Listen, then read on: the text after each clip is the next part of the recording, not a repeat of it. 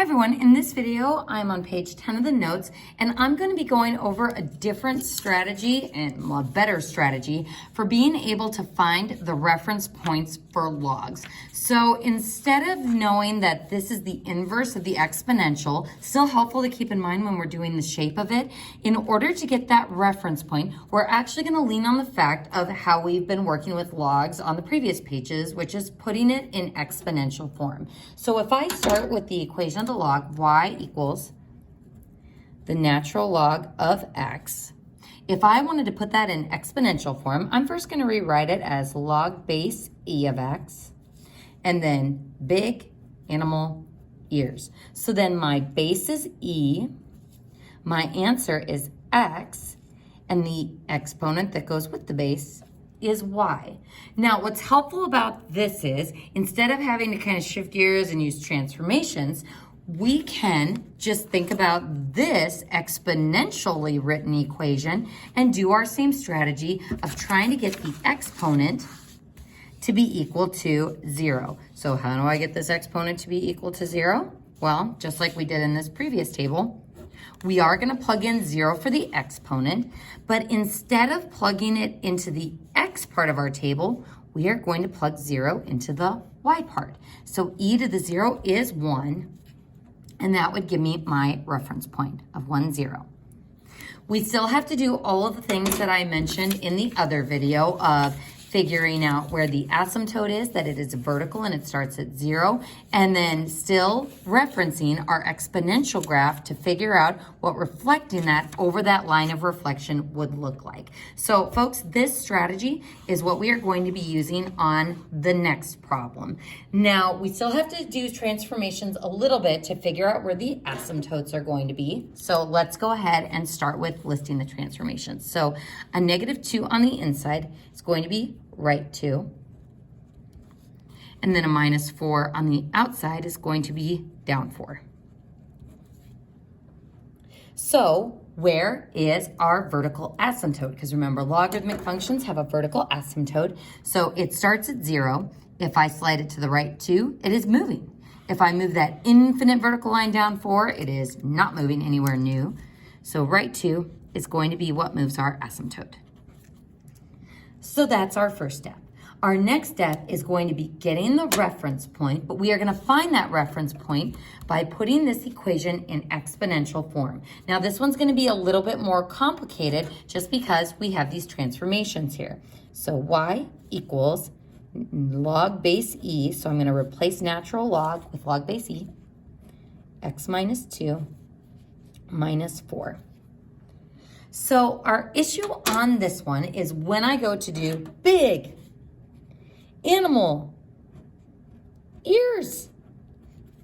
It's like, well, what about this -4 that's not really corresponding to anything? It's not inside the log as the answer. It's definitely not the base, and it's not to the left of the equation with the exponent. So for the problem like this, we are going to need to manipulate our equation first before we write it in exponential form. My base is definite, the answer is definite, but I'm going to need to move that +4 over with the y to make that whole thing the exponent part of our log. So a little bit of manipulation so that every part in the equation corresponds to a part of big animal ears. So now, rewriting it in exponential form, our base is e, our exponent is this whole thing, and I'm going to write it as y plus 4, and then our answer is the x minus 2. Now we have written it in exponential form. Now for this equation, we had it as an x equals equation, whereas with the non-inverted equation, we have it as a y equals equation. So after you get it to exponential form, we're gonna isolate our x just to make it sort of like an inverted y equals equation. So I'm gonna go ahead and add that 2 over to the other side. So e to the y plus 4 plus 2 at ground level equals x. So what does this do for me as far as finding that reference point? Same strategy that we used when we were graphing just straight exponentials. We want to plug in something that is going to give me one of those easy power values. So in this case, what can I plug in for y, making sure we write in the y column, so that my exponent is 0? Because remember, all of those other values for E are going to be gross. It's just the 0, 1 that we want. So what can I plug in for y to make the exponent 0? -4. Now I use PEMDAS to evaluate for that value. So -4 plus 4 is 0. E to the 0 is 1, and 1 plus 2 is 3. So 3, -4 would be our reference point. So then forward 3, 1, 2, 3, down 1, 2, 3, 4. And now we have to think about the shape of the graph. So if it helps, you can kind of sketch out what just the exponential E growth function would look like. So there's base E. So then if I invert that, it would flip over that line of reflection,